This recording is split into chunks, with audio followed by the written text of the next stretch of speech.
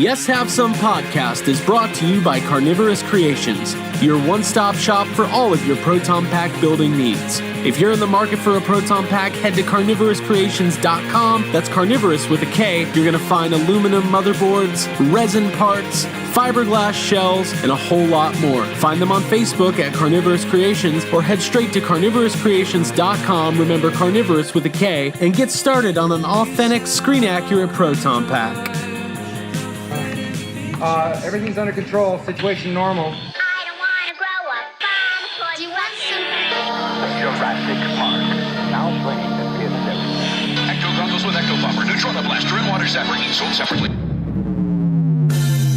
From the corner penthouse of Spook Central all the way to Star Killer Base, this is Yes Have Some podcast. Do I? Yes, have some. Yes, have some. You know, they told me you people were conceited douchebags. The only place in the multiverse where you can love the book, hate the movie, but still buy all the toys. I'm afraid you're just too darn loud. I'm not looking for a friend. I'm looking for a Jedi Master. A what?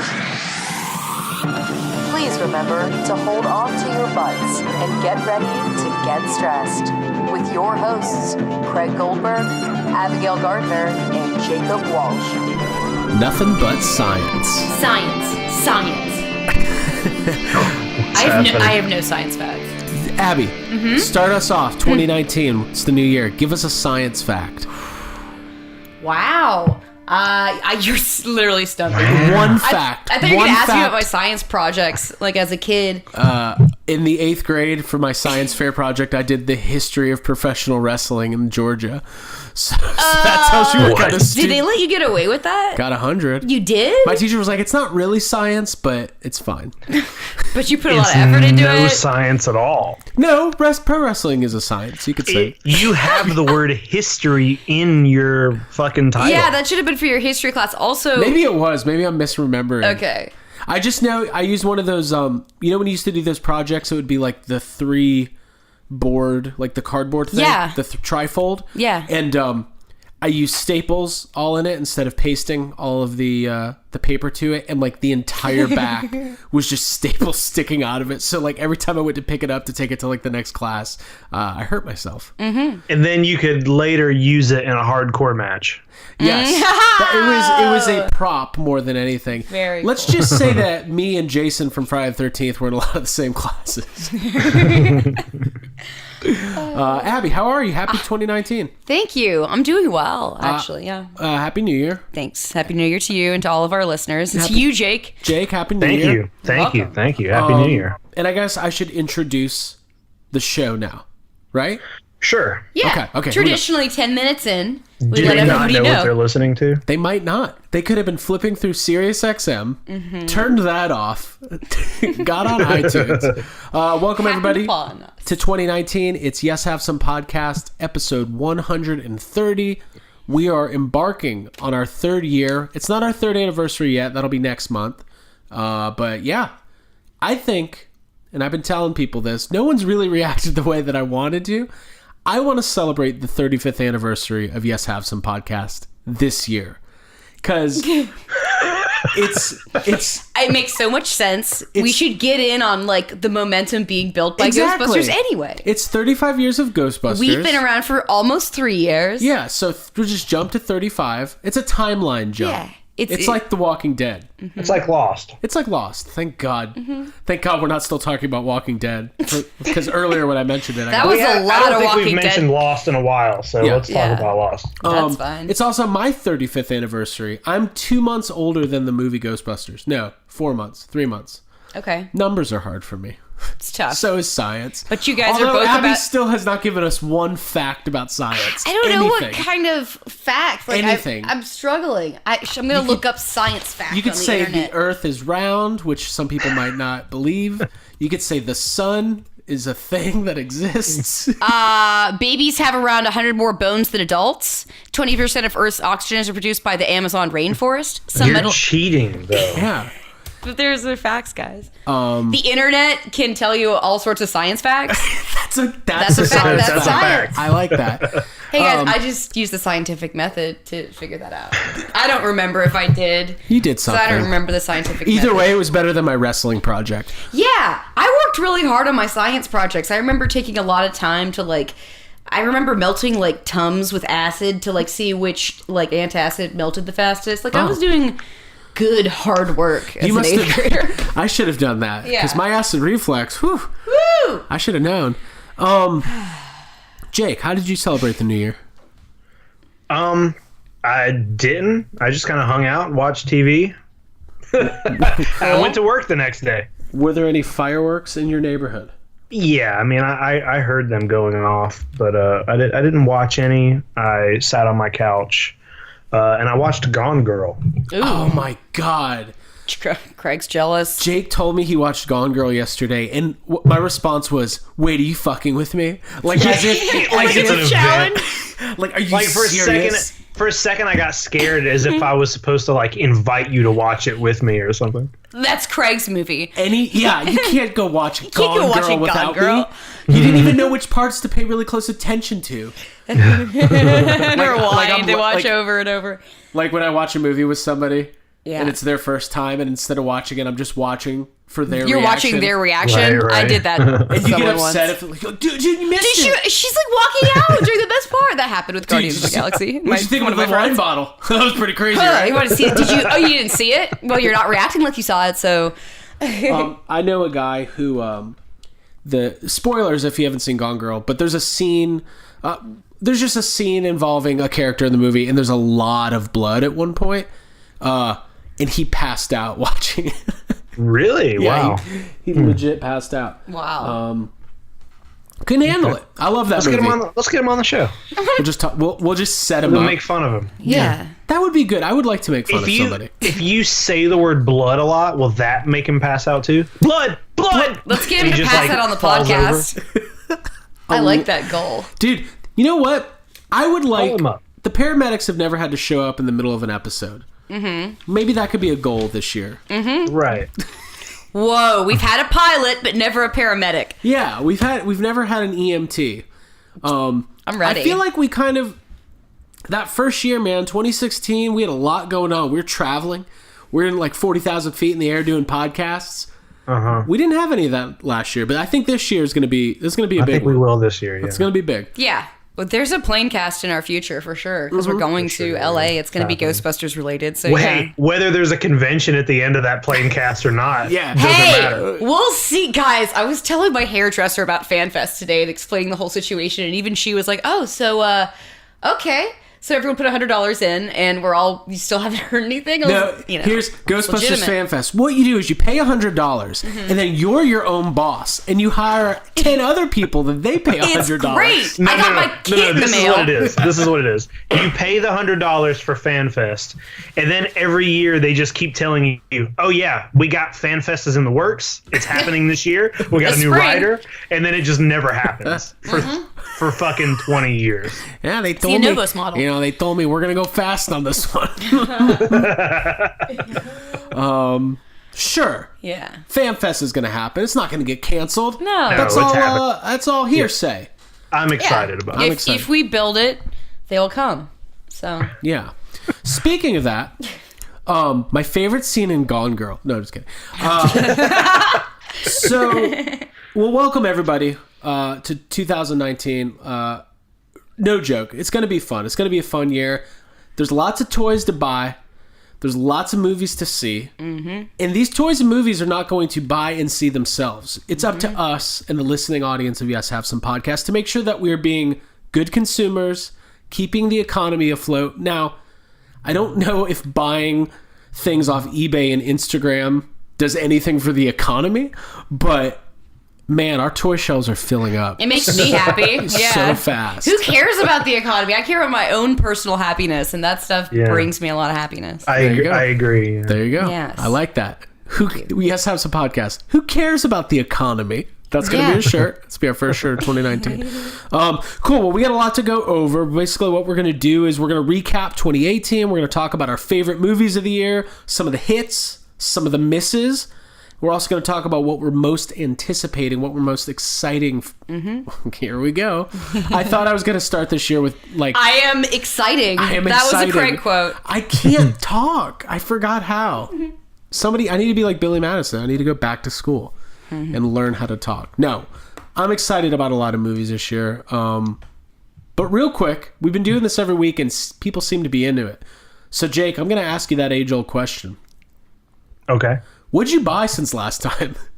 Okay. I'm going to do a quick update on, because I got to tell somebody this, because it's driving me fucking crazy. Hey, so you just tell the thousands of listeners. How many episodes was it ago that it was 2 episodes ago, right? That we did our wish list? I think it's been 3. It was about 3 weeks ago. 3 weeks ago? Well, anyway, the day after that, I bought something on my wish list, which was the compound. The Jurassic Park Kenner Jurassic Park Kenner compound. Its estimated delivery day was 2 Fridays ago. Which is my least favorite Friday movie. I don't have it. It has not. The tracking just stopped updating on December the 23rd. I have no idea where it is. The sender has no idea where it is. I've been talking back and forth with him. I told him today, like, hey, man, pretty soon I'm going to have to just file a eBay claim. I believe he sent it because there is some tracking information. It's just stopped. It's stressing me out because, that was one of my items on my fucking wish list and it's just lost somewhere. It was expensive. Mm-hmm. And every day I just hope that when the mail comes, it's going to come in. The mail came today twice. I had packages both times. My compound was not one of those packages.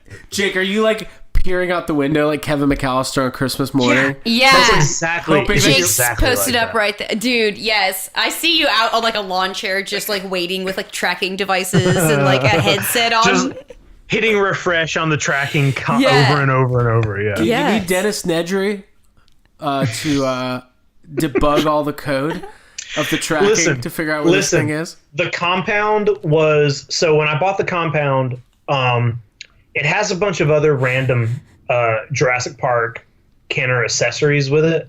When we were looking at it, the consensus that we came to was that it was possibly missing one item, which is a missile. I found one person on eBay selling that missile. I put it in my watch list, so when the compound came in, if it was indeed missing the missile, I could buy it. And I think, 2 days ago, the missile was about to end on eBay. The listing was about to go away. So I was like, I'm just going to have to buy this. Or, if this person doesn't put this missile back up, I might get stuck without it. You had to pull the trigger on the missile. So I just bought it. So I fucking bought this missile. Yeah. So you have the tiniest piece of all of the compound? Jake, I'm so sorry. Hey, Jake, you should... Okay, this would be funny. When you get the missile... You get the hugest... Put it on eBay. Okay. The missile, and list it as Jurassic Park Kenner compound incomplete. Okay. That's what I was thinking. Also, I was going to say get a giant glass case and then get the little sign and just have it inside of that. Just also say incomplete. Jake oh my God, that's so frustrating. Jake and I were talking earlier about any toys that came with missiles, and for that matter, the ones that still do. When you're a kid, you build the toy, you put the stickers on, you put the missiles in, and bam, they're gone. You shoot them one time, the fucking cat runs off with it. Yep, your carpet. So one of the things I did buy that did come in today was the Kenner Jungle Explorer. And it also comes with missiles. Now, I think it comes with 2 missiles. The one I bought came with 1. It was missing a missile. I sat down on my couch, shot the missile off, and it took me a good 20 minutes to find it. Welcome to our first spin-off podcast, Missile Talk. Missing Missiles with Jacob Walsh. Oh, man. Yeah, that's fun. They disappear. They get into the couch cushions. The animals get them. Mm-hmm. It's tough. Yeah. It's tough stuff. Yeah, it's like Nerf darts. It's the same principle. Oh, yeah. It's the worst. Mm-hmm. Well, that's stressful. That's some real stress. But But I have faith. It's going to show up. It's going to be there. I'm hoping so. It's going to show up. And like we said, worst case scenario is you get your money back and whoever sold it is completely fucked. Exactly. They're like, oh, cool. Now I don't have the money or the compound. Right. Maybe they could just buy your missile. They could I'll sell it to them. Okay, cool. So, Jake, you got the Explorer. You got the compound coming. Yep. All right, cool. Man, you got some stuff. Abby, have you gotten any stuff this week? No, but I've been working a lot, so I have like a bunch of money that I'm just itching to spend. And so I'm on the Sly Stallone shop right now, and I was talking about the sweatsuit, the Italian stallion sweatsuit. And I thought it was sold out, but it's not. It's just in men's sizes. So now I'm debating dropping whatever, $200 something on this. And how much is it? I don't know. I'm trying to find it right now, actually. So. All right. Well, you look at that. I have a funny... Abby, obviously, you've been into Rocky a lot lately. Yeah. And the other day, our good friend of the podcast, Ryan... found it. Jogging suit, $125. I can totally afford it. So. You could jog. Yeah, I do jog, so perfect. Ryan Dole messaged me and was like, hey, do you collect the Jax Rocky figures? And that was a figure line that was out about 10 years ago. And there's a bunch of them. There's like 80 figures. And I was like, man, I was like, it's funny you should say that because I've been thinking about getting into it, but they're not cheap and there's a lot of them. And he was like, well, I think you should because Abby's really into Rocky and this will keep her motivated. I love that. I was like what? I'm not actually like going to be in a fight, although I want to. What? I don't know what he's saying, but he's making a lot of sense right now. Yeah. Actually, he made fun of me for the things that I bought because I bought some stuff. What'd you get? Well, got a couple NECA Ultimates. Got the Nightmare on Elm Street 2 and the 2017 Pennywise figures. Guys, don't sleep on this Pennywise figure. It's one of the best action figures I've ever seen. Like it looks good. Yeah, it's incredible. They all are. All the NECA stuff is a showstopper. Yeah, it's a show. So we should be. I literally walked past that figure and took my phone out because I had to take a picture of it because it looked so good. So get it. Yeah, I also saw Abby crawling down a drain. That was weird. Yeah, unrelated. I had a good time. So I got some stuff. Bought some Mattel Ghostbusters prototypes. Just going down that rabbit hole. Do it. Yeah, I mean, well, hey. You know what they say. I don't know. Once you prototype, you can't get any other type. So there you go. That's what they say. That is what they say. But I'm not going to go too in depth. I want to talk about those when I actually get those in hand. But those are purchases that I did make. As far as stuff in hand, man, I don't know. I've just been doing a lot. Jake, we've been talking about cleaning these toy rooms. It's getting better for me.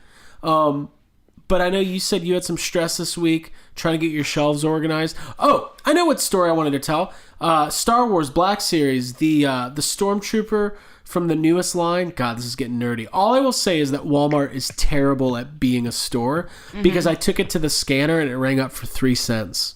Did you buy it? Yeah, I bought it. Yeah, you did. I've been in that situation before. You have? Yeah. Well, not where it rings up for 3 cents, but I think I actually told the story last week where the Target employee was scanning a NECA figure and didn't know, and I had to throw something out. I was like, am I going to be a terrible person and be like, oh, I think it's like $5. Yeah, that NECA Ultra was $5. Yeah, I said 20. No, this is a thing that's happened at Walmart's before. I won't go too long on this, but basically, specifically with Black Series figures, sometimes they're misscanned and from time to time will ring up for 3 cents, which makes no sense whatsoever because it's 2019 and nothing costs 3 cents. There's not one thing at Walmart that even the thing that's on discount 99% off, it's going to be more. It's going to be at least a nickel. Yeah. Garage sales don't have things for 3 cents. It's at least like 25 cents. You can't even buy somebody's fucking used trash for 3 cents.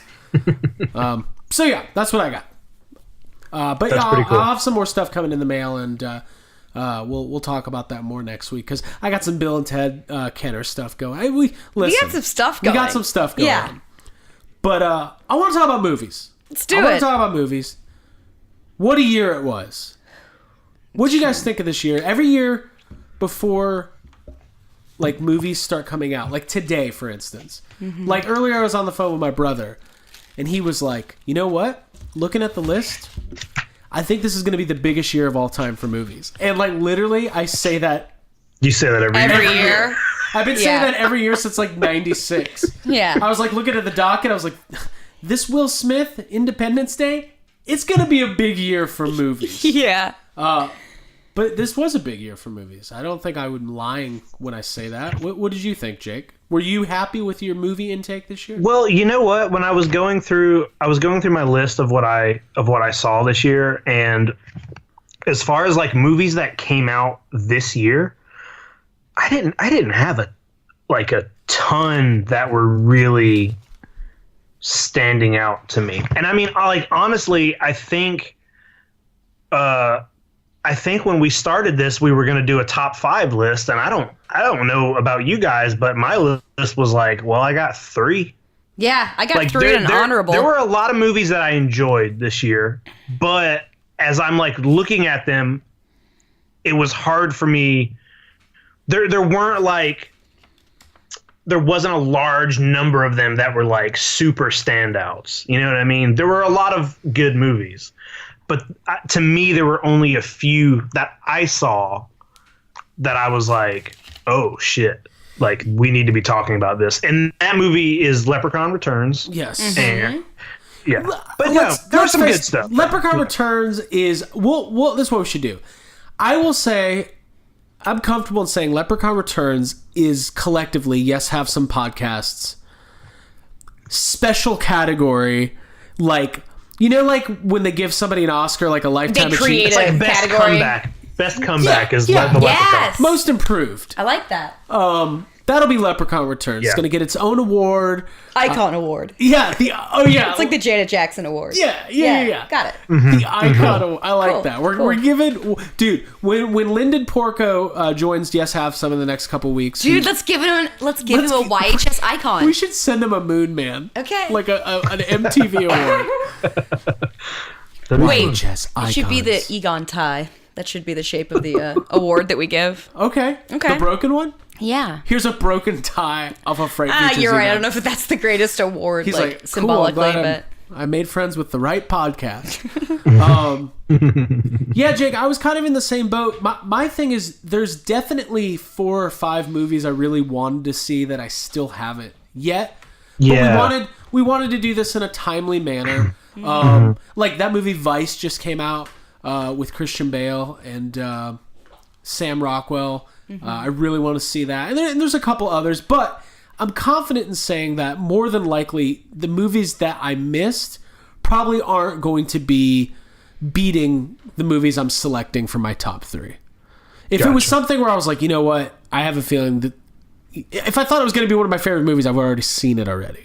Right. Okay. Like, I don't know if you guys ever heard of Gone Girl, but I really enjoy that movie. And I saw it several times. Do you want? Maybe you could describe a scene for us, like your favorite. No, don't do that. Don't do that. Okay, it starts with the history of pro wrestling.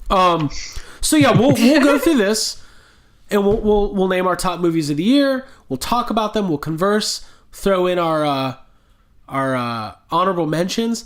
Did you guys come up with our least favorite new movies of the year? I wrote biggest disappointments down. I got 2 for that. Should we talk about those first? Sure. I also have 2 for disappointing of the year. And I have for next year my most meh. Like when it comes to the thing, I'm like kind of meh about what meh. The Chase Ambrose most meh award. Yeah. Okay. Yeah. That goes to Star Wars Episode 9. Hey. Oh, am I spoiling it? I guess I could have waited. But yeah, that's what I'm into. Do you guys remember what we picked for our movies last year? Our favorite movies of the year? No. I remember I said A Shape of Water and... I think you both selected Shape of Water. Oh, probably, yeah. I'm trying to pick the trying Last to think of what else I saw. What? Mine was The Last Jedi. It was my favorite movie last year. Yeah, I remember that episode. What is wrong with me? Hey, word to the wise, if you're a new or old listener to Yes Have Some Podcasts, don't listen to anything. My opinions are meaningless. Still listen to Craig. When I'm ranting and raving, positively or negatively about it, like there's a good chance a year from now, it's going to change. I'm going to be like, guys, Gone Girl fucking sucks. Ben Affleck needs to retire. I would never do that. I'm sorry, Ben. I'm sorry, David Fincher. I didn't mean to say all that. All right, cool. Well, let's do our most disappointing, because that's what... Listen, people don't listen to Yes Have Some podcast to hear us rain down praise. They want to hear us be critical. None of us saw Aquaman, so... God damn it. Let's just... Yeah, I have that on my movies I wish I'd seen. It's number 3 was Aquaman. You wish you saw it? Yeah, I feel like I always have a decent time, even if it's like kind of terrible, and we always have fun. I feel coming like that's together what every girl it. has ever said about a date with Jason Momoa. God, even though he's a terrible person, like yeah. We ate so much coconut shrimp. I feel like he only takes women to like Bahama Breeze. Yeah, I agree. He's like, I know the bartender. It's gonna be fucking awesome. That's my Jason Momoa impression. That's pretty good. Did you see he like photobombed some couple's beach wedding? Okay. No. I would have been Sounds upset. obnoxious. Yeah. All I can ever Although think it is about... funny to imagine you're getting married on the beach and you just see Jason Momoa like arising out of the ocean. You're like, man, this guy is a method actor. Yeah, that's funny.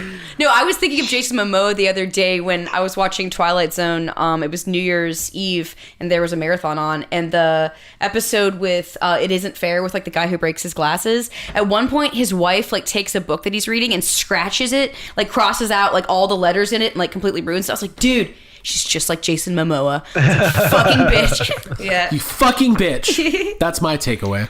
Don't destroy literature. Are they going to do Jordan Peele for the Twilight Zone reboot should update that episode with a guy who just wants to be on his iPad and his wife. God. It's like the battery's dying. Yeah. The screen cracks. Oh, yeah. That's the whole world blows up and he sits down and it just says 10% battery. It's not fair. It's not fair.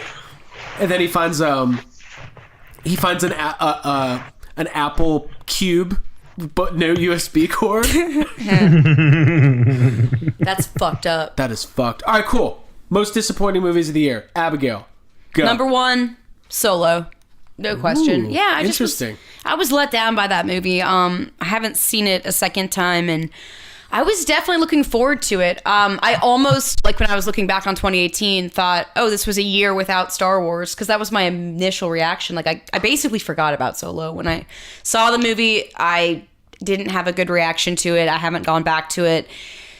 And I just think we're all in a very weird place with Star Wars right now, and I feel like Solo has a lot to do with it, and I really was, God damn it, I love Donald Glover. I was really looking forward to seeing him as Lando. I had a lot of reasons to like the movie, and I wanted to champion it, but just couldn't. So it irritated and irked me. I didn't like Alden Ehrenreich at all. I thought that... But you pronounce his name very well. Thank you. Dude, we fucking talked about him enough on this show.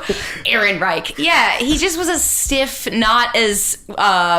charismatic or cool Solo, and the movie felt jumbled and weird, and because of production stuff behind the scenes with firing the two people that were probably had a direction and vision behind what they were doing and then like fucking all that up, just it didn't pan out well. And it's not, you see all the toys on clearance on the shelves, so it was, other people were disappointed too. And hey, I never complain about clearance toys. I'm not upset about that, but yeah, it's proof. You know, it's a damn shame too, because the Solo figures, the Black Series figures, are some of the best looking Star Wars figures I've ever seen. Like, they're incredible. The likenesses are incredible, and but it's like for the average moviegoer, like even I saw Solo, I don't think I disliked it as much as you did. But when I saw the Woody Harrelson figure, I was like, oh my God, I completely forgot that Woody Harrelson was in a Star Wars movie. Mm-hmm. Buying it. Yeah. Jake, what is your, do you have a disappointing movie of the year? I have 2 of them, but since Abby already said it, I also put Solo for all the same reasons Abby, just said. That movie sucks. I'm not going to talk about it anymore because we've already said it. My other most disappointing movie of the year, I want to start off and say, like, first of all, I wasn't expecting big things from this movie. It's not like the kind of movie where you go in like hoping that this movie is going to be a masterpiece. But the Pacific Rim sequel was super disappointing because it's like the first movie, as dumb as it is, it's very fun to watch. All the monsters look really cool. There's a lot of good, callbacks to old monster movies. It's just like it's just a very fun movie. It's very stupid, but it's very fun. This movie was not fun. It was boring. There's like no monsters until like over halfway through the movie. It was just painful. So that was my most disappointing. I again completely forgot that the Pacific Rim sequel came out this year. I didn't see it, but a guy I work with was like, "Yeah, I took my kids and they fell asleep," and I was like, "Oof, that doesn't." It was rough, man. It was it was such a weird plot as well, and it was just like, I'm like, the whole point, like, in the first movie, they knew, they were like, okay, this is monsters fighting robots. That's the main attraction here. And they get right into it. But in this movie, it's just like you get so much weird, convoluted plot, and then you don't actually get any action happening for so long into the movie. It was stupid. That sounds like a letdown, yeah. I can go ahead and throw Solo on the list as well. I do plan on revisiting it at some point, and there are parts of it that it's like any of these Star Wars movies. Like, I doubt there's ever going to be a Star Wars movie where I'm just like, I hated every second of that. Like, there's stuff in this movie that I think I liked. I do have a feeling, and I agree with Abby, that Phil Lord and Chris Miller probably should have just listen. Who knows? There's craziness happening behind the scenes. I'm not going to be one of those people who just makes. No, I am. They should have just let them do their thing. Yeah, just let them. Like, bold I get it. It's going to be it's Star Wars, and it's owned by Disney and Lucasfilm, and they want to have micromanaged control over every facet and every inch of it.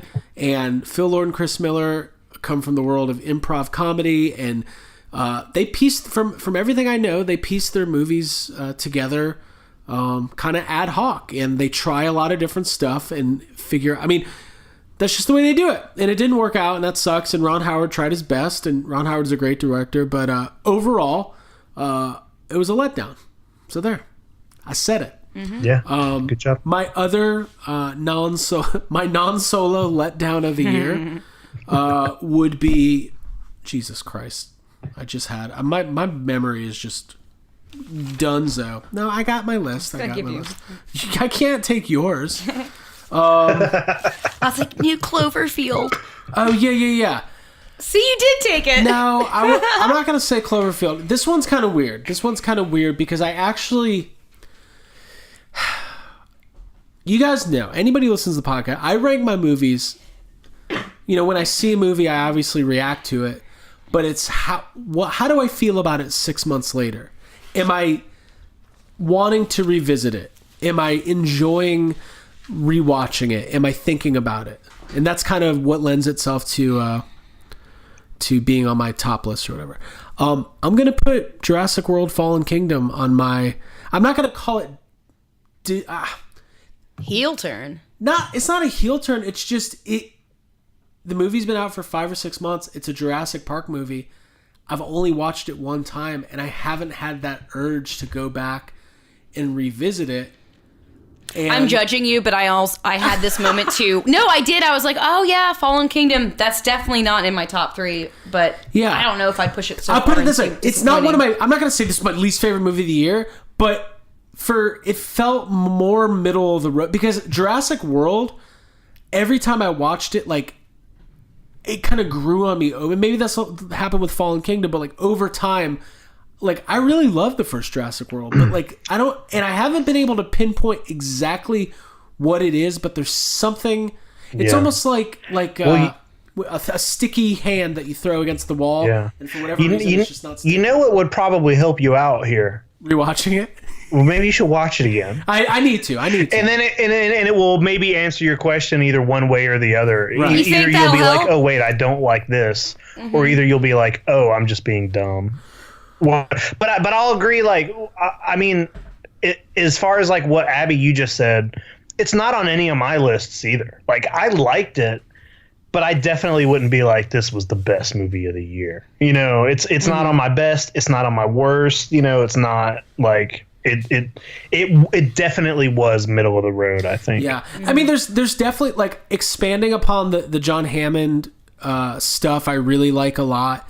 There's just something about it that it didn't sit with me as well. Maybe it's because they try to go a little bit darker, and Jurassic Park to me has always been like just kind of a fun ride. I don't know, but I am going to rewatch it. Mm-hmm. I'm glad it was successful. I'm glad it's 2019 and they're about to start filming another Jurassic Park movie. Those are very good things. Mm-hmm. And from what we've heard, the next one, is going to possibly bring back Ellie. Yeah. Possibly bring back, whatever they do. And I think they should, just especially if this is going to be the last Jurassic Park movie for a while. Like, I don't know, blow it out. Mm-hmm. Yeah. All right. Absolutely. I'm excited for that. If Laura Dern were to come back in some capacity, I would be stoked. The other disappointment that I had written down for 2018 was the new Cloverfield movie. Paradox? The Paradox, which I don't remember, and that's strictly why I have this on my list. I remember we talk a lot about Cloverfield movies, and for as much as we enjoyed the first one, I don't recall this one, and I kind of remember being a little let down by it, so I threw it out there as a disappointment. Yeah. I mean... Oh, weird. I mean, it's not as good as 10 Cloverfield Lane or the first Cloverfield. Mm-hmm. Like, it's not... I think the hype, like the way they released it on the night of the Super Bowl, and it was just like, oh my God, we're getting a new Cloverfield movie. Tell all your friends. And, but I never went back and rewatched it. Jake, have you rewatched it? I haven't. I remember I liked it fine, but I agree that I don't think it's as good as the other two. But I remember when we were watching it, I think the first half of that movie is very, very good. Like, I remember the three of us watching it, and I remember just feeling like this fucking movie is good. Mm-hmm. But there's definitely like a moment, and I don't remember exactly where this happens, but I remember watching it and being like, okay, we have had a shift here. Mm-hmm. Yes, and I remember the shift. This movie is no longer as good as it was. Shift.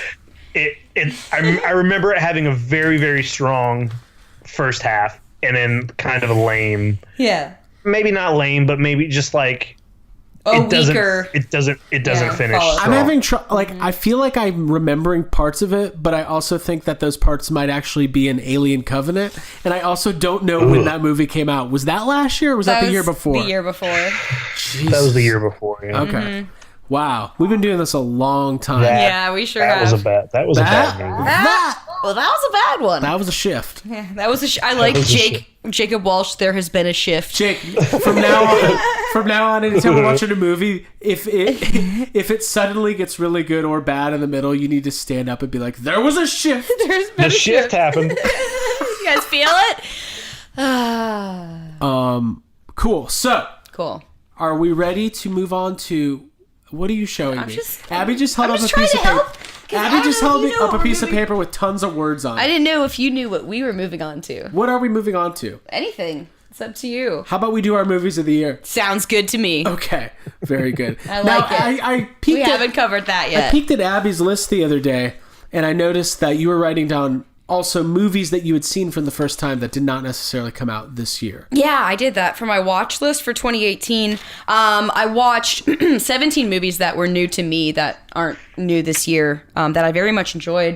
And I know I talked about them at some point on the podcast. What was your favorite? Oh, Jesus. Probably I loved Creature from the Black Lagoon. I'd never seen that. That stuck with me. Obviously, the Rocky movies have changed my life. That would be probably at the top of the list would be Rocky. Loved The Great Outdoors. Loved RoboCop. Loved Teenage Mutant Ninja Turtles 3. Definitely on my list. Enjoyed The Omen quite a bit. And I think Creed, the original Creed I hadn't seen until this year. So there you go. Cool. Jake, was there anything that you watched this year for the first time that you wanted to give a shout out before we do our movies of the year? Oh man, I do have my list of everything I saw this year in front of me. But I mean, as far as I'm searching really quick for something here. There is an old. I'm gonna mention this movie, but it's definitely not a very good movie.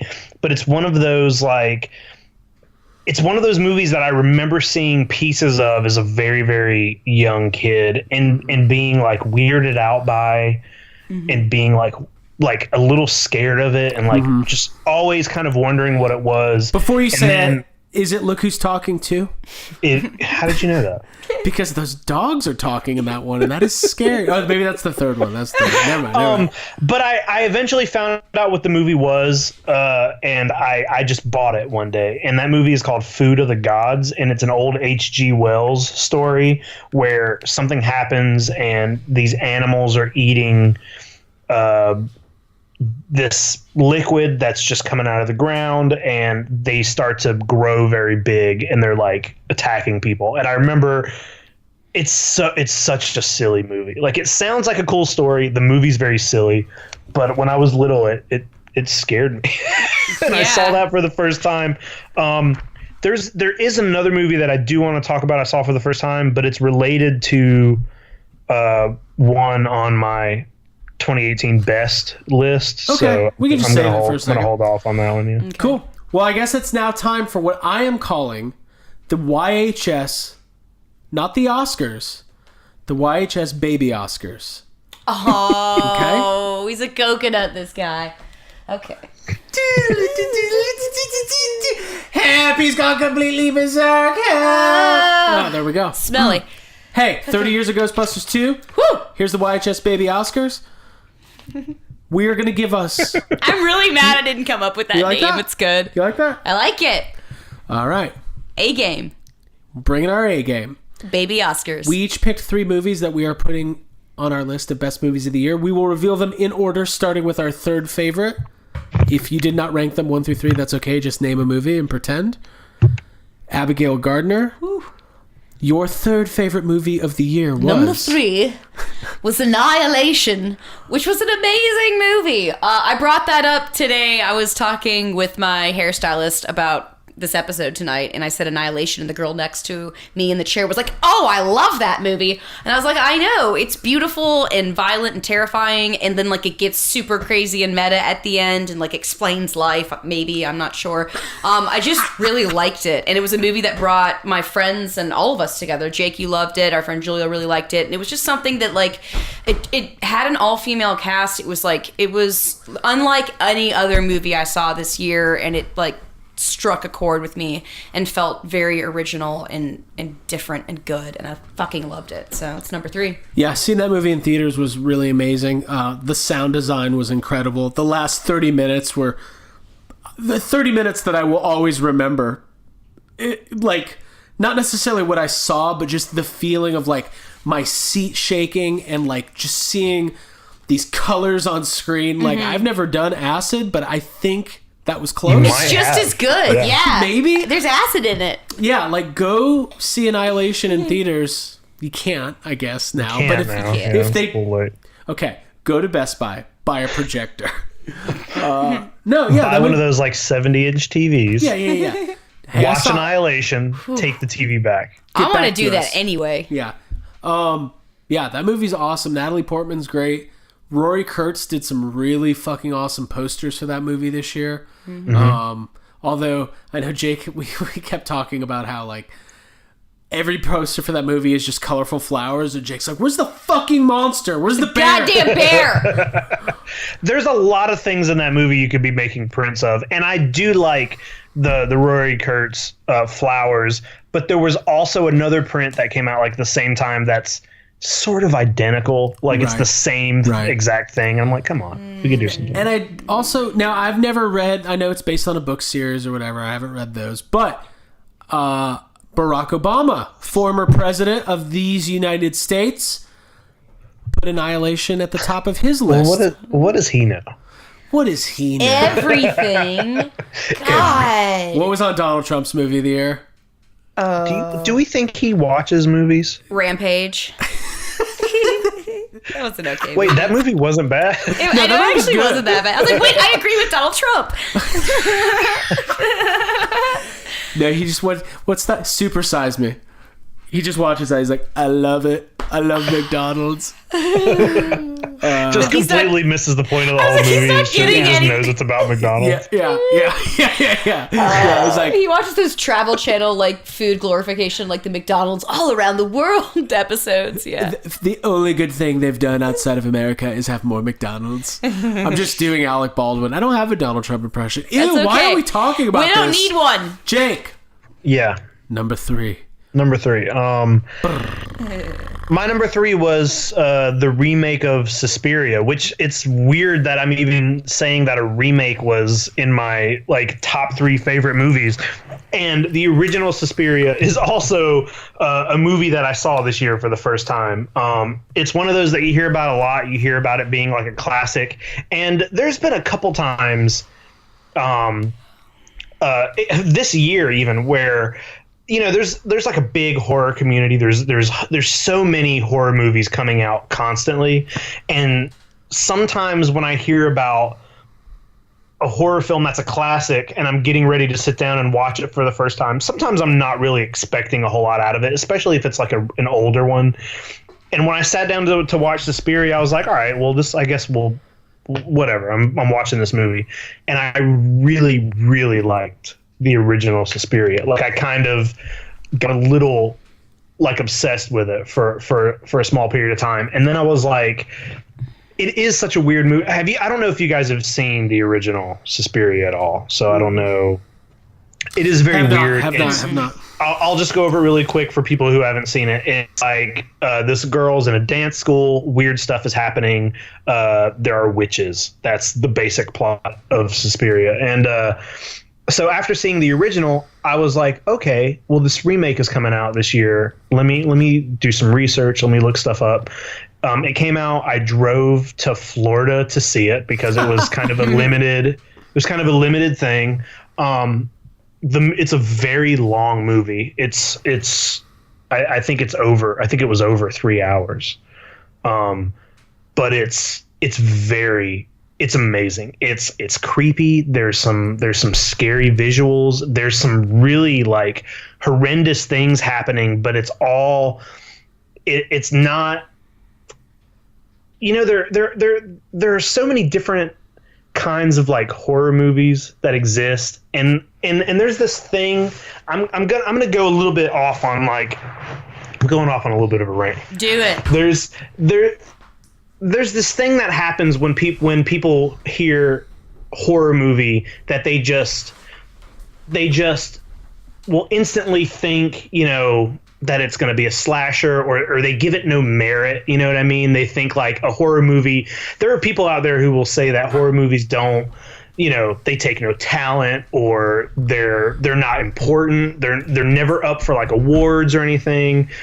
And I believe you can say that there are movies like that in every genre of movie, you know? Mm-hmm. And Suspiria is definitely in a different, I would say, class of movie than like, you know, Leprechaun or right. Friday the 13th. It's definitely a different thing. And even though there are like horrible things happening or scary things or witches or whatever, it's still all done in such a like beautiful way. The music is amazing. The effects look so good. There's so much attention to detail in everything you're seeing. It's just like, you know, when I went into that, I was like, okay, this movie's over 3 hours long. I'm gonna have to sit in the movie theater, not use the bathroom. And like when the movie was over, I was like, it just didn't seem like I was there for 3 hours. And I always feel like that's a way, you know, you're enjoying what you're watching. Because if you're watching a fucking movie and you're like, oh, you're like looking at the time, right? You know what I mean? That and sucks. this movie's super long, and not once was I was like, is this almost over? I was just like completely enthralled in it until it was over. And on top of that, it's a remake, and I can't even think of any other instances off the top of my head where a remake is like different enough, or, you know, this movie is different but similar both in just like the right amounts that it's its own movie, it's its own thing, and I think it's probably better than the original. Now, the original, one of the things it's known for is its music, which was done. I guess that band Goblin, they did like the music for it. Mm-hmm. How did the music compare?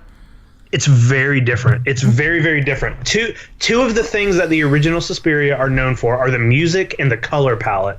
And because they're both like, the original color palette is super bright and it's like almost very neon, and the music's really great and weird and creepy. And when they made this one of the things they said early on was like, we're not, like, I'm not interested in copying the original Suspiria. He's like, I'm not keeping that color palette. The music's going to be different. Like they hired Tom York to do the music, and it's still like very atmospheric and weird and creepy, but it is also very, it's not the same kind of sound at all. You know what? We have never talked about Radiohead on our podcast. Jake, do you like Radiohead? They're not a band I ever really listened to. It's not. I wouldn't say that I hate Radiohead, but I've never listened to a Radiohead album. I went through a phase. Yeah, I enjoy them. I tend to think they're. Here comes blasphemy. Maybe a little overrated, but that's okay. That's okay. Well, that's great, man. Yeah, it's on my short list of movies to see. I don't know why we missed it. I guess we're just... Well, it was like I said, it was a super limited run, yeah. Yeah, I drove 3 hours to see it. Right. Well... It's on my list. It's the number one. Sometimes you have to go to a different state to see a movie or buy a toy or what good IKEA. Makes it special. Well, cool. So, did you give one yet? You did. Favorite movie? Yeah, 3 was Annihilation. Yeah, it's your turn. Your turn. So what are you saying? It's just my turn? Yeah, it's your turn. All right. My number 3 favorite movie of 2018 was Avengers: Infinity War. Mm-hmm. I tend to really enjoy superhero films, Marvel movies, things like that, but rarely would I ever put them in my top 10 lists or top 5 lists. I just view these kind of movies much, they're different. It's not... Whatever, you know what I'm saying. Yeah, we get it. And I also told you to ignore all my opinions earlier, so none of this fucking matters. I really loved Avengers. I think it's probably in the top 2 of the MCU. It's on Netflix now. I've rewatched it, enjoyed it just as much. My favorite things in these kinds of movies are like we're getting the band together, and when you just see the Guardians and you see the Avengers and all of the stuff with Thor. You like to see people assembling. Assembling. Yeah. When they say Avengers assemble, I'm like, oh, I like this part. They're assembling. No, I loved it. I thought it was one of the best superhero movies I've ever seen. Probably top 5 superhero films. But definitely, like Jake, you were talking about going through the list earlier of movies this year, like. Yeah, it took a lot for me to make this list because I've got stuff on my honorable mention. No, I don't. That's for this year. I got no honorable mentions this year. I'm just giving it to you straight. I liked Avengers. Mm-hmm. I'm excited about the next one. Nobody needs my opinion. Everybody saw Avengers. But I saw it twice in theaters. We all know about the vanishing and like Spider-Man. He's like, just I liked it. I thought Thanos was a great villain. He was scary. Yeah, he was imposing. He was believable. Mm-hmm. All the banter between Doctor Strange and Tony Stark was phenomenal. Mm-hmm. And Mark Ruffalo is just love that guy. He's good looking. All right. He's doing good. Yeah. All right. Abby. I'm doing like a last minute switch between my number 1 and number 2 because I just have this deep feeling to move what I had at 2 to number 1. Baby Oscar. So the number 2 baby Oscar goes to Deadpool 2. It was going to be number 1, but I had to had to bump something up. I'm going to say Deadpool 2 was just, I saw it twice. It was probably one of the only movies I saw twice in theaters this year. And I saw Batman and Robin 4 times in theaters. God, that's so cool. I'm so jealous of childhood you. Yeah, I loved Deadpool 2. I obviously loved the first movie. I think I shared the story. I watched the first Deadpool like at home when it was still in the movie theater. And then I ended up liking that so much that I went and bought a ticket. And I was like, just so into it. I love Ryan Reynolds as Deadpool. I loved Zazie Beetz as, what is her character? I completely forgot. Is it Domino? Domino. There you go. Dude, she was so funny. Ooh. So cool. I want Domino's for dinner. I love pizza. I loved Deadpool 2. I don't have to go into anything like too in depth because I mean you can go back and listen to our episode because I think we did a review of it, but it's sitting there comfortably at number 2 for me. Ryan Reynolds, he's pretty great. Gage. Yeah, all that shit was good. Who? Is it Gage? Cable? Shit. Can we edit that out? Abby just starts talking about the wrong character. Fuck. Who's Gage? Isn't from there Pet someone Sematary? named Gage? Fuck, guys. I don't know. That is not 2018 was a crazy ride. I loved Cable. When Gage showed up at Deadpool. Gage showed up with that little suit on. And he's like, okay. That's funny. Yeah, Deadpool was great. Yeah, Deadpool was great. Cool. Deadpool 2. It'll be interesting to see Baby what happens Oscar. with Deadpool, with Marvel taking over Fox and seeing if they're able to incorporate him in a meaningful way into the Marvel Cinematic Universe. Yeah, we'll see. We'll see. I don't know what's going to happen with Gage, though. Nobody does. And not All me. Right. Jay, I don't have any superhero movies on my top list, but I have Avengers and Deadpool 2 both in my honorable mentions. Those were both really great movies, and I went back and forth like when I thought our list was gonna be 5 movies. I was like going back and forth on like which one of these 3 superhero movies that I have in my honorable mentions are going to end up in my top 5, and it was such a hard, like trying to just pick one out of these 3 was such a hard thing for me because obviously like Avengers was great, but Deadpool 2 was, it was very funny and it was great, not just because it was funny and well written and fun, but also like I mentioned it before, how it's basically the best X-Men movie ever made, so I'm glad both of you put those 2 movies on your list, so I didn't have to. Hell yeah. All right, Jake, number 2. My number 2 is Hereditary. Hereditary was goddamn terrifying. It's very fucking good. It is one of the best, if not the best, like horror movie to come out in fucking 10 years. It's amazing. Everything about it is great. I saw it twice in the theater. I was more scared the second time, even knowing what was about to happen. Like, movies aren't very scary nowadays. This movie has got such a sense of dread like throughout every second of it. This movie's great. I love this movie. It's my number 2. Yeah, I agree. Piggyback on that. It was also my number 2 favorite movie of the year. I think that in watching, I didn't see it in theaters, saw it at home, but like 45 seconds into that movie, I was like, well, I'm having legit anxiety right now. Not like, ooh, this is stressful. Like I was actually... The feelings I was feeling watching that movie are the exact same feelings that I feel before having a fucking panic attack, like a real one. Yeah. So, you nailed it. Sense of dread. It's a beautiful movie.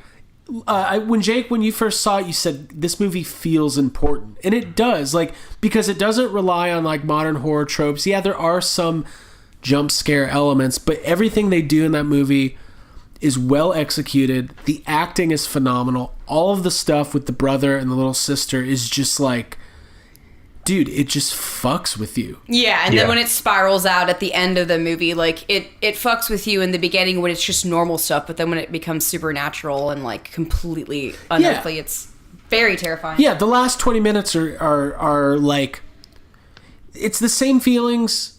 I'm trying trying to think what a good comparison would be. You know, like, okay, you know when your parents used to be like, oh, you got to go on Space Mountain. It's the scariest roller coaster. And then you go on it and you're like, okay, but then you go on a real roller coaster. Yeah. That's like Blair Witch and Hereditary. Yes. Like, you know, somebody who's like, you gotta see Blair Witch. The ending is so scary. It's like, yeah, it was. That's Space Mountain. It's like, I'm a little nauseous. Like, that's it. Blair Witch is the Space Mountain of horror. Yeah. If you think about it. Yeah. And Hereditary is like the 27 loop raptor at like, I don't know what the big one is, and whatever the biggest park is. Cedar Point, that's what I was going to say. Goliath. There you go. Is there really a roller coaster with 27 loops? I think so. I thought it was called the Raptor. Right. That's something I told people that my brother rode. I was like, yeah, no, it's 27. 27 loops. 27 times. 10 kids have died. Yeah. I'm just putting it out there. So Made up facts. Hereditary was great if you haven't seen it. I don't think we really gave too much away there. It's phenomenal. Yeah, it is. Right? It's very, very good. Yes. Here we go. Yes. Abby's number one? Yes. All right. Here we go.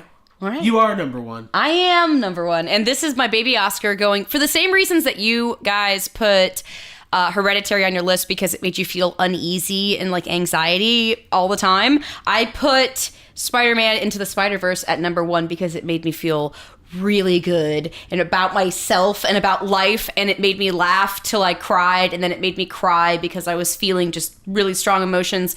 And the soundtrack to this movie, like, today, literally, I was having like a moment in the car. I was going to get a haircut. I was a little stressed out. And Craig put on the soundtrack to this movie, and I felt extremely just calm and happy. I like to have a soundtrack that can take me out of the moment that I'm in and put me into a better place.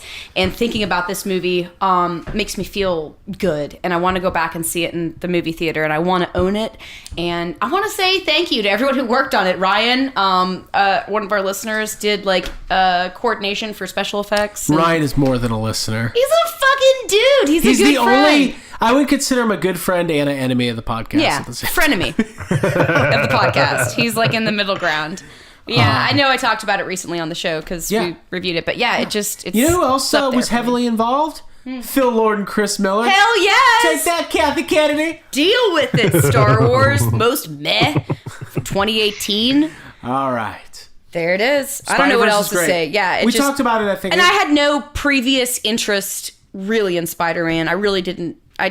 This just was like a totally different, refreshing movie. The animation. Andrew Garfield loved lasagna. Yeah, exactly. That was like this big cat. That's what I thought Spider-Man was. So. I thought Spider-Man was a big cat. Yeah. All right, I like that. Yeah, there you go. Put it on the board. Cool. Yes, have some. What we'll do is we'll take our 3 movies, assuming they're all different, and we will put an announcement out saying these are our official Baby Oscar award winners. Mm-hmm. Okay. Yeah. And we'll put a picture of Baby Oscar. Cool. Maybe we'll get Will Deutschendorf, who friend of the podcast. Yeah.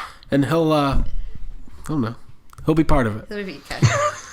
We'll have him deliver them. Yes. To the movies? He's got no other plans. Like, you not get just send him a card and be like, hey, will you please film yourself reading this? Will you bring this to Annihilation for me? Yeah. Hey, he lives in California. Hey, Will, do you have Natalie Portman's address? We have an award for her. Oh, that's our next prank call. Yeah. Should we prank call Natalie Portman? Yeah. I'll be like, we have a baby Oscar for you. I'll be like, she doesn't even remember me. I just got sweaty and nervous thinking about calling Natalie Portman right now. I was like, wait, I don't have to brush my teeth. Like, Natalie, guess who I hate sound? God. It's coarse, gets everywhere. Mm-hmm. And she'll be like, Annie. She would have hung up already. All right. Jake. Well, speaking of, my number one is Annihilation. All right. I saw this movie. I saw this movie in theaters a couple times, and after I saw it the first time, I could not stop thinking about it. I obsessed over it. I was like researching it. I was like researching the book, like what it meant, like all this weird. There's like Easter eggs in the movie. There's weird shit you don't pick up on the first time. It's just. Everything you said earlier, Abby, like it's very beautiful. It's weird. It's creepy. There are like weird animals happening.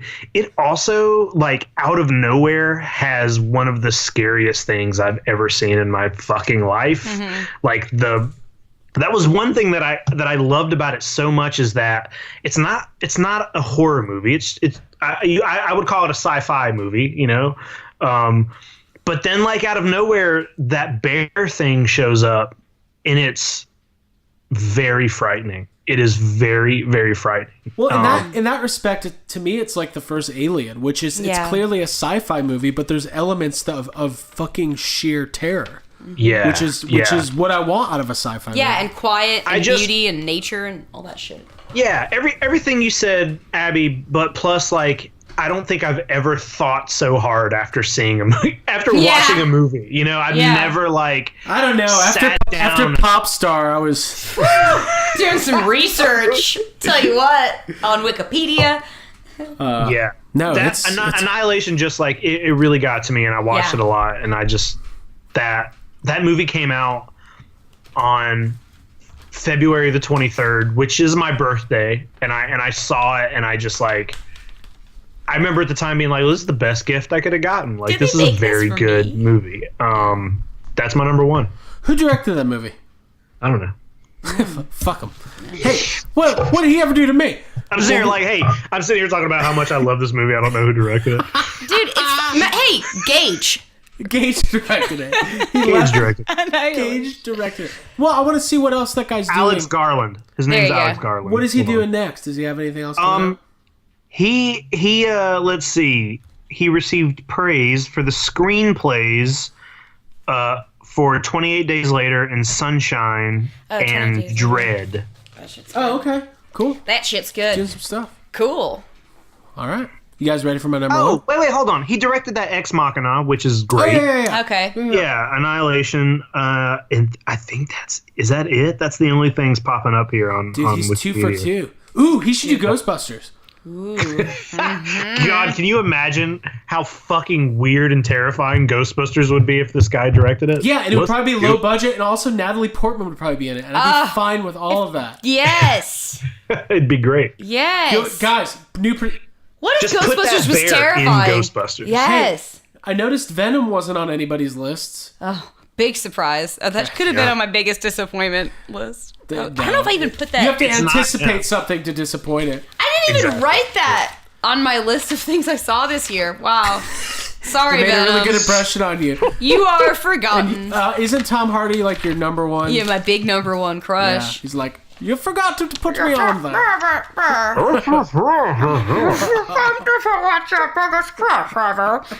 Yeah, I did. Abby, you sounded like the Canadians from South Park. Oh my god, Batman! Oh my god. Shut your fucking face. Alright, cool. Here we go. You guys want to hear my number one? Yes. Let's hear it. My number one is Tell Me Something, Girl. Are you happy in this modern world? Why are you doing the low part? You gotta be Gaga. When does she... Later. Okay. Jake's hanging. Jake hung up. I have no idea what you're talking about. Oh, God. My number one movie of the year was you know A Star Is Born. I'm not going to wax poetic on it. I loved it. I laughed. I smiled. I cried harder than any funeral I've ever been to. Not lying. I ruined this movie for someone. I won't say what I said, but... Bradley Cooper was great. He was phenomenal. I hope he wins Best Director. I hope he wins Best Actor. I hope Lady Gaga wins it all. Yeah. You know what movie I didn't see? What was the Jonah Hill directed movie? I wanted to see that one. The Skateboard Kids. Mid-90s. Yeah, mid-90s. I'll just call it Skateboard Kids. Yeah. Skateboard Kids. Yeah, that movie. I wanted to see that. No, I love Kids with skateboards. Kids. All right, kids Kids with skateboards. Jake, I know you haven't seen it yet, but I know you will. And it really was just... You know, like, okay, you know when you're watching Gone Girl and you're like, this is a good movie. Dude, Craig, you love movies about musicians, like, climbing to fame, the struggles, being on the road, so I understand. This makes sense. So I like A Star Is Born. Yeah. It is made for me. Yeah. I really like Bradley Cooper. Yeah, you also love Bradley Cooper. I read this list the other day. It was like top 10 worst celebrities to try to get autographs from, and it was like Bradley Cooper's a dick to everybody, and I was like, good. Fuck everybody. They don't deserve it. Wait, really? He's a dick? It was just one guy's opinion. Okay, man. yeah. That's just like your opinion, man. Yeah, Bradley Cooper's super nice. That's what I want to think. No, it was great. It was phenomenal. Soundtrack was great. And it was my favorite movie of the year because it made me feel the most emotions. And that's what I need to do when I watch a movie. I need to emote. It's the opposite of Venom. I had no emotion watching Venom. I didn't smile. I was recoiling. I recoiled. Right before I sat down for Venom, I was like, man, I hope there's like an infected needle sticking out of this movie theater seat. So I don't have to survive it. Yeah. I was hoping that old rumor was true. That's fucked up. I was like, maybe I'll go to the vending machine and there'll be some razor wire when I reach in. Someone will be under my car to cut my ankle. Yeah. When it's just urban legends at this point. All that. Right when Venom started, I was like, about to drink this Coke and eat some Pop Rocks. Maybe I'll wake up with only one kidney and a bathtub full of ice. But none of that happened. I just had to watch Venom. Just saw Venom. It was fine. Ended up seeing Venom. Cool. So, the top 3 YHS Baby Oscars of the year. It makes no sense. Are I like how we did this. Spider-Man Into the Spider-Verse? Yes. Whatever it's fucking called. Into. Mm-hmm. Spider-Man Into the Spider-Verse. Annihilation. And A Star is Born. That sounds like us. Yeah, it also sounds like everybody's top 3 lists. Yeah. Barack Obama's. Yeah. No, it was great, man. It was a fun year for movies, but honorable mention, by the way, Creed 2. I wanted to throw that out because I hadn't mentioned it, but it was really Creed good. 2, see, to me, Creed 2 is on the Leprechaun Returns. Like, it's an icon award. It's getting the icon. It's getting the icon. So what we're gonna do, real quick, we're gonna do a little business, and then we're gonna talk about most anticipated films of 2019. Yes, because it's a new year. We don't want to be thinking about last year. We got to move on. Mm-hmm. After all, it's Yes Have Some's 35th anniversary.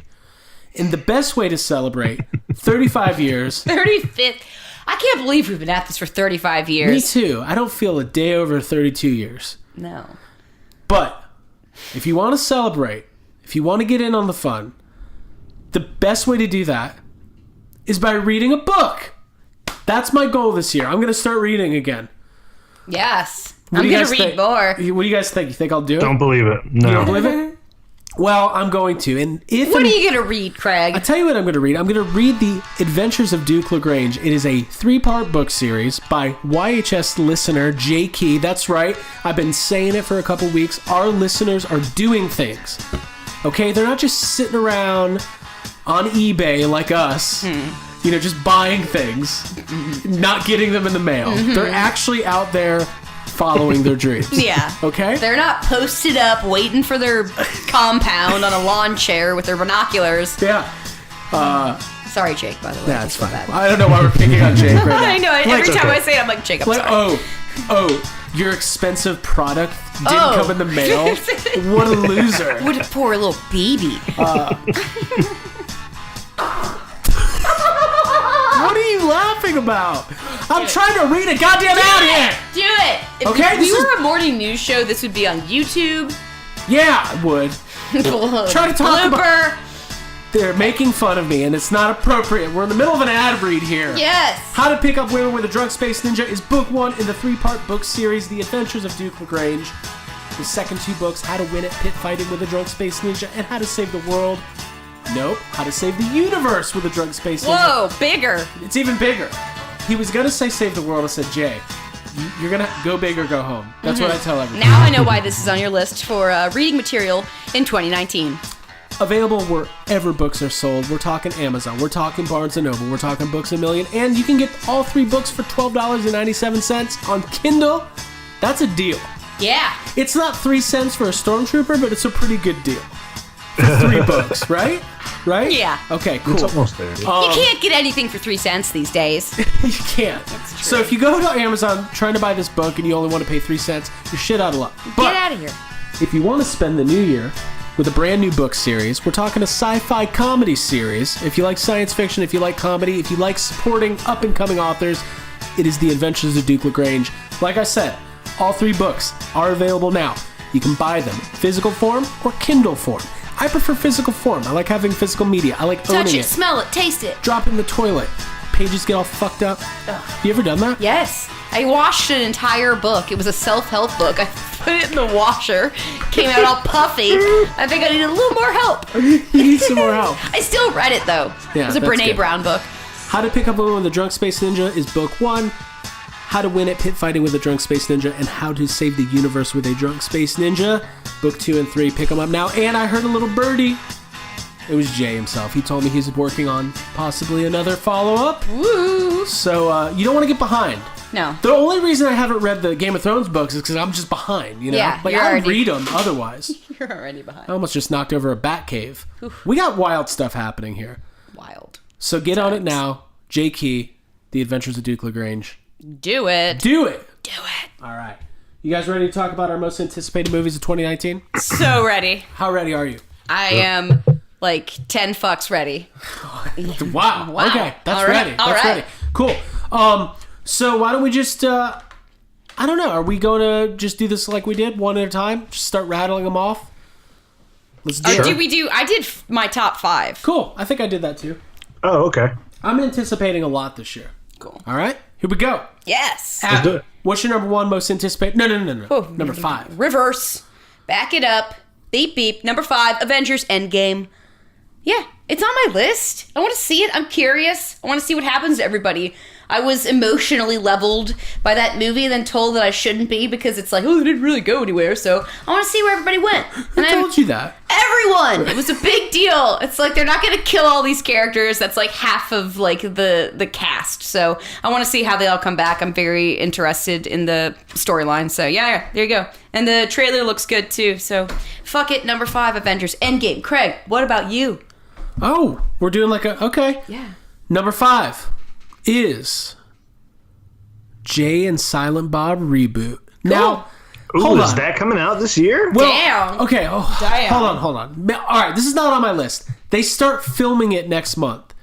I guess technically it could come out this fall, but maybe it's 2020. So I'm striking it from the list. It's cool. Okay. I'm just excited about it. Cool. I'm glad that Kevin Smith and Jason Mewes are making another Jay and Silent Bob movie. Okay. All is right in the world. Cool. Okay.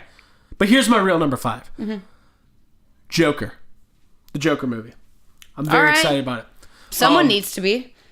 Good job. I mean, who knows? It could be good. It could be okay. The abuse I take. That's a quote. That's a quote. Congratulations. Yeah. I'm excited about it. I have no reason not to be, except for, the past 5 years of DC movies. But this is the first going to be different DC movie that has been released since The Dark Knight Rises that point blank does not take place in the DC extended universe. It's nothing to do with Justice League, nothing to do with Aquaman, nothing to do with Ben Affleck, Love You Like a Brother, Gone Girl's great. We've established that. I almost just, oh my God.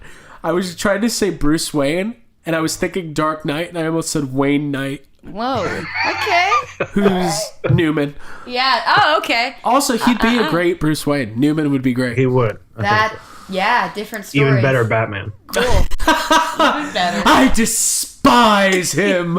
I'm very excited for Joker. I think Joaquin Phoenix is great, and I from what we don't know much about it so far, but from what I've seen, I've liked. So I'm excited about it. Jake, you're up. I don't have these in any particular order here, but that's fine. That's all good. One that I'm really excited about is Once Upon a Time in Hollywood, which is the new Quentin Tarantino movie. Mm-hmm. I'm always ready to watch a new Quentin Tarantino movie. I've really I feel like we were talking about this recently. He's like jumped into this thing where the last 3 movies of his were very, very, they were like period pieces. Mm-hmm. And this one is going to deal a little bit with Charles Manson. And fuck yeah. I don't care what it's about. It's Quentin Tarantino. And but it's about a serial killer. He makes great movies. So that's definitely on the list. I'll just chime in because that was on my list as well. That's like my top 2 most anticipated movies. Shit, yeah. Brad Pitt, Leonardo DiCaprio, Harley Quinn. I can't think of her name. Margot Robbie. Margot Robbie. Yeah. Sorry. I almost said Robin. She is the best part of Suicide Squad. There's a lot of people in this movie. Yeah. She's great. She's awesome in Wolf of Wall Street. But no. I completely agree. Anybody knows my love of the Hateful Eight. I love Django. I love... oh, God, what's the movie? I'm struggling. Inglourious Bastards. Pulp Fiction. Gone Girl. You didn't do that one. God damn it. Let's just name every Quentin Tarantino. I want to banish it. No, it's phenomenal. It's I pulled it up here online, and it says that this movie is being released in June. Yeah, and I feel like that can't be right, is it? I mean, I guess. Or June or July yeah. maybe. But still, doesn't that seem soon? Well, have we seen anything? It's got to come out sometime. You're right. It just seems very soon. We haven't seen anything from this movie yet. Yeah, there's no trailer. There's been a couple still images. Mm-hmm. Cool. Abby? Cool. Number 4 is Us, the Jordan Peele movie, which we were all talking about last week. I've watched that trailer a couple times, listened to that track. I've got 5 on it. It's good, and that it just looks very, very that's a good song. Fucked up. Yeah, that's a good ass song. I'm excited about this movie. I'm excited. I was watching Twilight Zone, and it got me pumped for just Jordan Peele in general. So this is going to be a good movie. He's doing the Lord's work. Yeah, I think he is. I kind of wish he would have directed. No, I take that back because I like Mike Flanagan. I guess I should say this because I didn't say it earlier. We don't talk about TV shows that much. But Haunting a Hill House was one of my favorite pieces of media in 2018. Yeah. It's not a movie, obviously, but... I feel like it gets a mention, though, it's a movie to me. Okay? Yeah. It's a 10-part movie, and I loved it. Yeah. All right, moving on. Is it my turn? Yeah, it's your turn. Okay, so what did I say so far? I said Joker. Mm-hmm.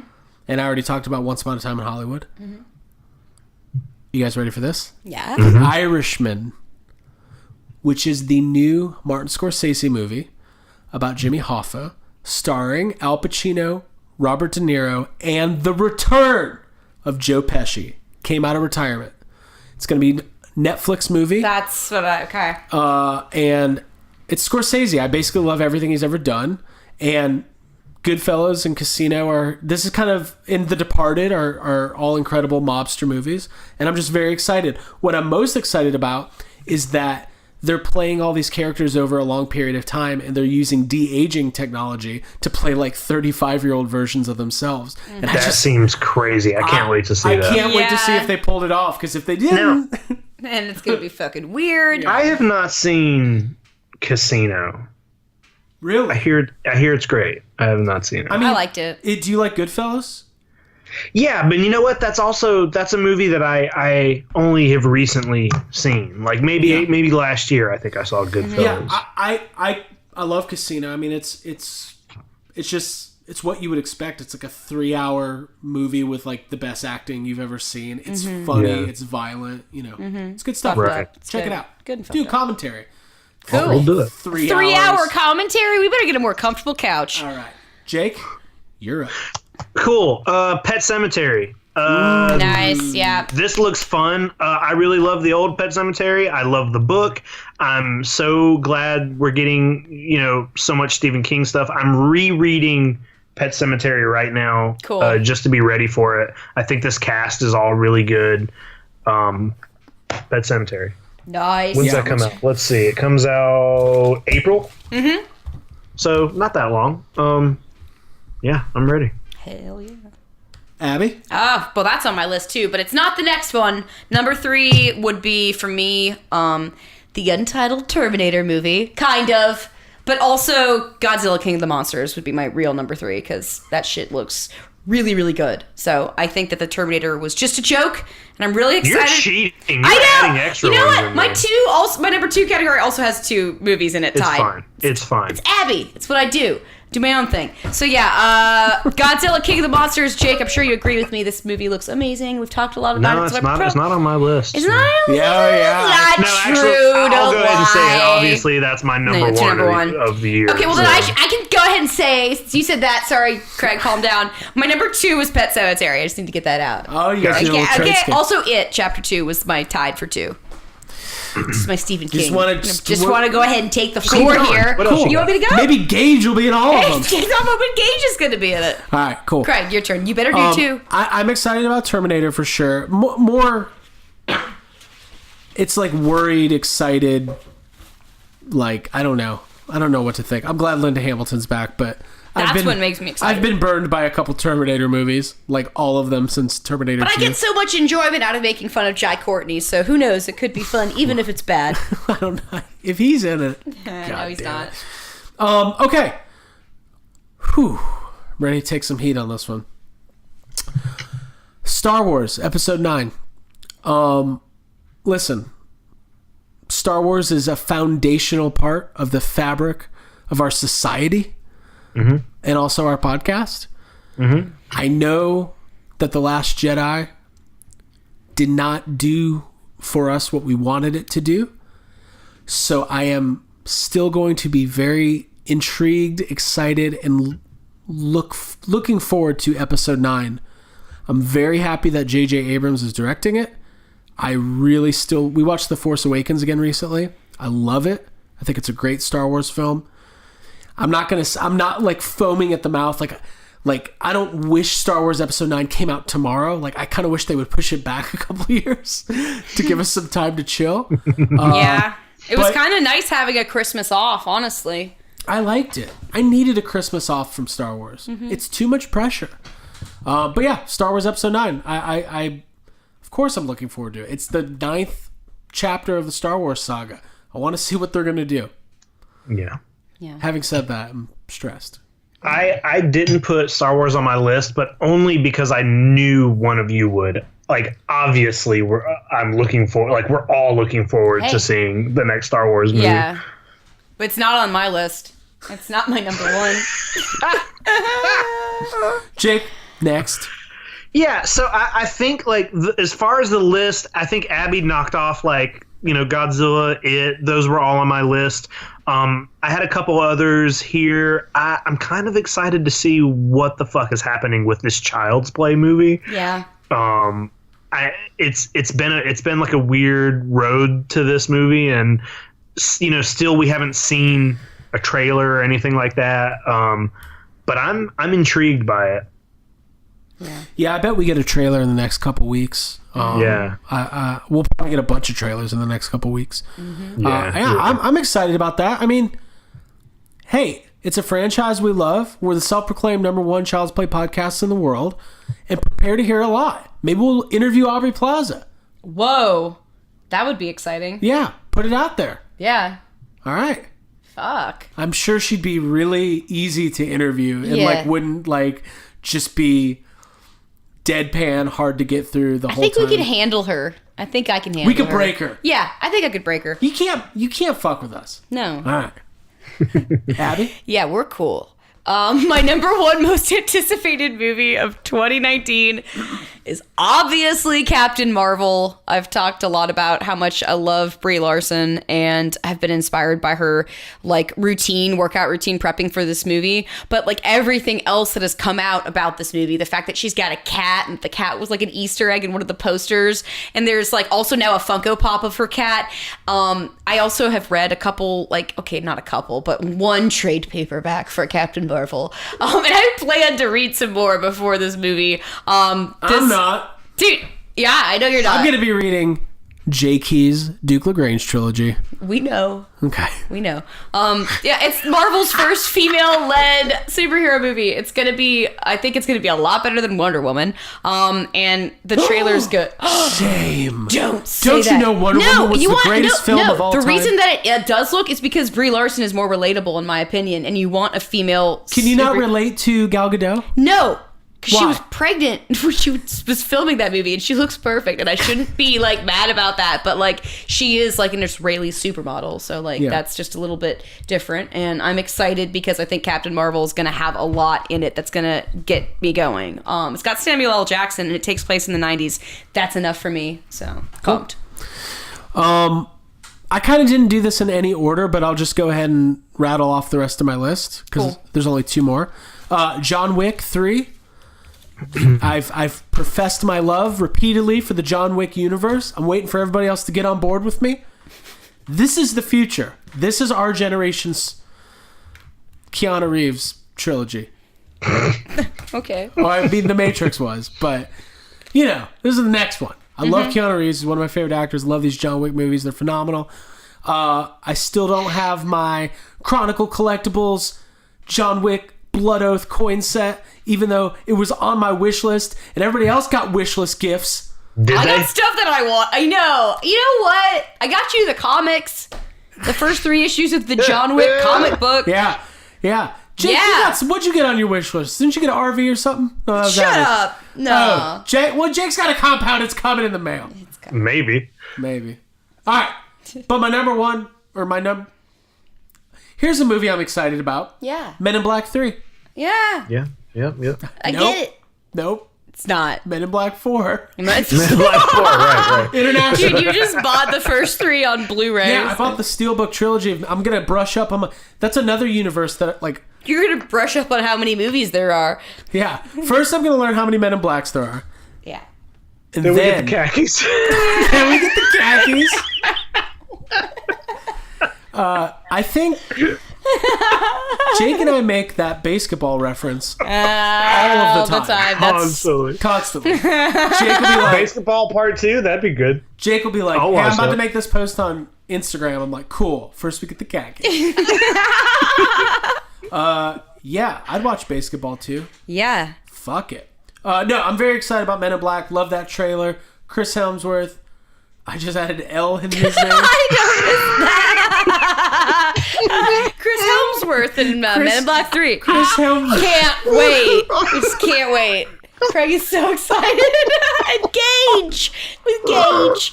Why don't we know how to do it? We're going to try harder in 2019.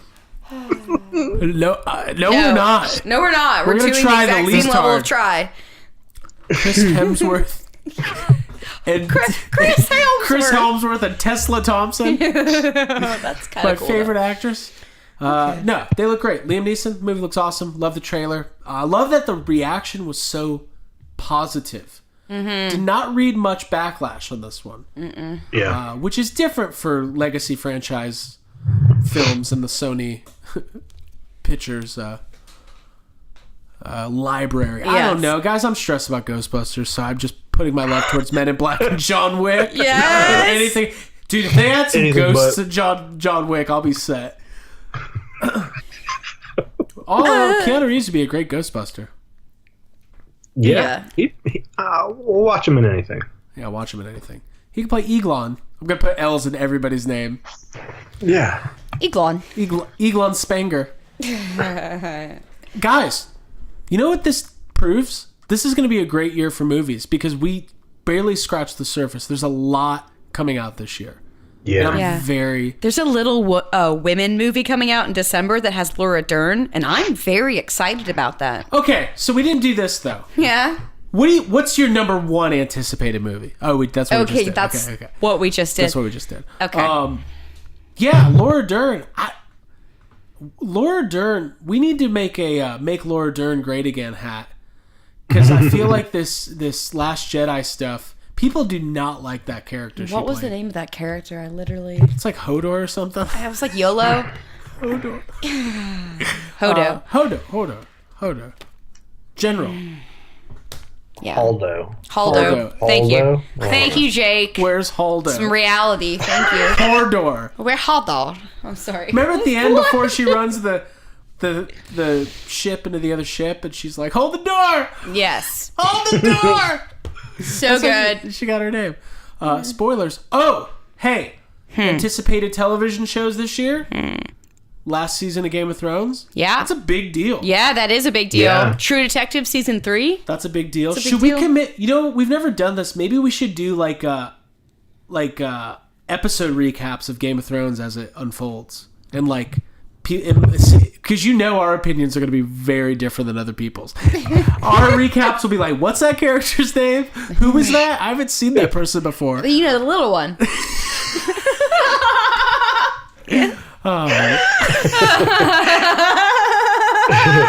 Guys, it's going to be a fun year.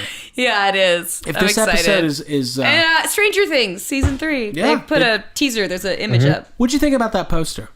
I think it looks kind of good. It tells a lot of emotion with like the turning of the face of 11 looking backwards or whatever. I think it looks interesting. And she doesn't look like she's in an 80s pop punk band or whatever. So somebody messaged me about that poster, and it's a not safe for work comment. I'll tell everybody off the air. Maybe we'll reveal it on a Patreon episode. Okay. But it's a friend of the podcast, and it made me laugh very hard. Oh. Little tease. Is it a frenemy of the podcast? No, it's a straight friend. Straight up friend. Yeah. Speaking of Patreon, as we wrap things up, we wanted to let everybody know that if you're interested in getting in on these bonus episodes, we're doing 2 to 3 bonus episodes per month. We've been doing it since July, so there's already a backlog of about 15, 18 episodes that you can go get exclusively through Patreon. So what Patreon is, it is a platform that allows listeners and fans of artists, that's what I'm calling us. Oh, we are? Okay. We're artists. No, we are our content providers, and it allows listeners to contribute and help us basically keep on the lights, pay for the equipment, pay for the hosting, all that kind of stuff. And you, for $5 a month, can get in on the bonus episodes. So all you got to do is go to patreon.com/yeshavesome, sign up. $5 gets you all of the bonus episodes. You get an exclusive feed that's separate from the regular podcast feed.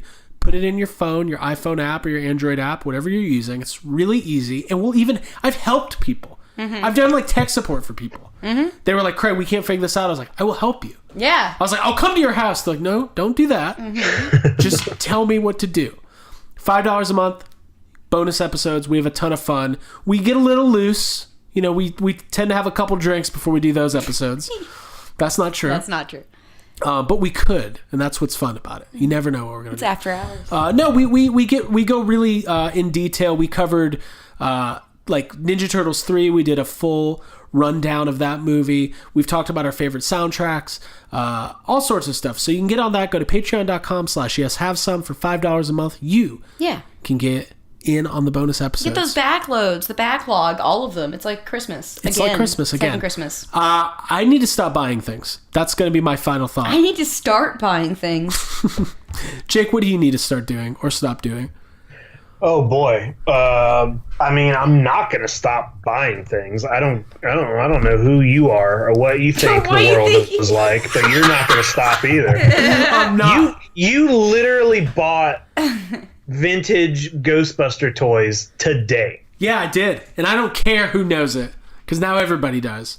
Well, I'm going to talk about it when they come in. I want to, I'll put up the pictures. It'll be like a whole little thing for me. It's going to be very exciting.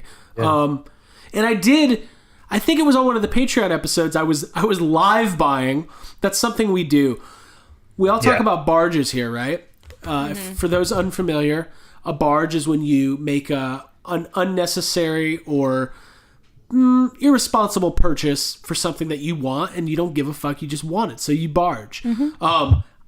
There's the live barge, which is when you buy something during an episode, and I did that while doing something else.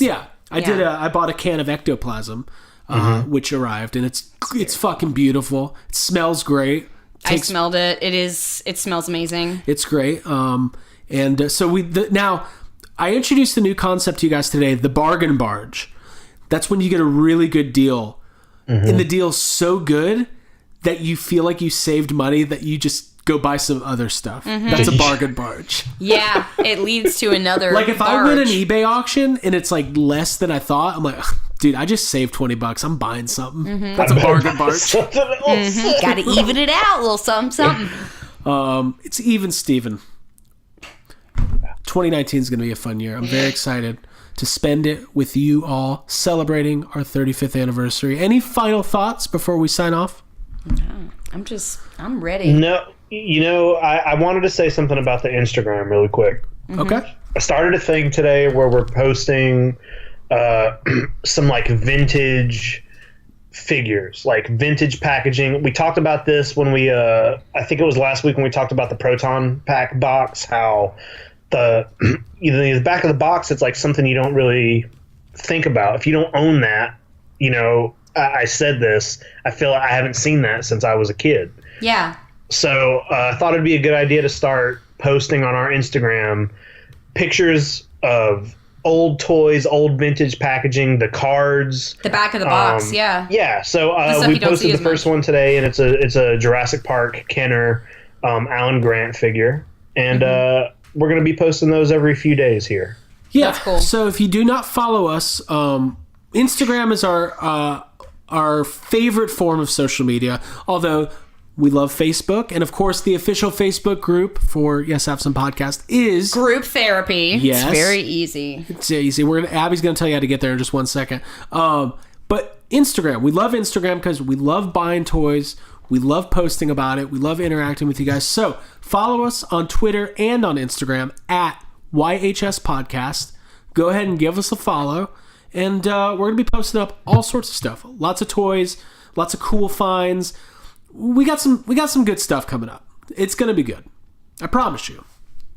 Mm-hmm. Very good. Very good stuff. Definitely. And so easy. Facebook.com/YesHaveSomeCast is the official Facebook page and the official Facebook group discussion group where we have our episode discussions. People show us what they're barging on. Lots of good stuff happening in there. Abby, how do you get to group therapy? First of all, what I'd do is I'd go to Yes Have Some Podcast page first. What page?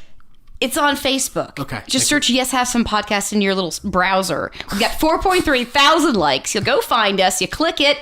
You scroll down just a little bit and you'll see Yes Have Some Group Therapy.